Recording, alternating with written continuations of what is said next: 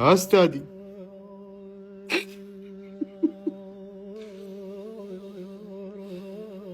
بعد وقت، خلنا نلعب، يصير عمرنا في 60 70 سنة ونتوب، خلنا نتونس. بس هنا الإمام علي عليه السلام يقول الناس نيام، فإذا ماتوا انتبهوا.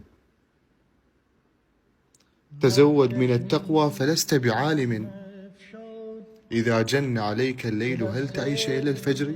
منو قال؟ فكم من فتى أمسى وأصبح ضاحكا، وقد نسجت أكفانه في الغيب وهو لا يدري. وكم من عروس زينوها لزوجها، وقد قبضت أرواحهم في ليلة القدر من زمان. وكم من صحيح مات بغير علة، وكم من سقيم عاش حينا من الدهر.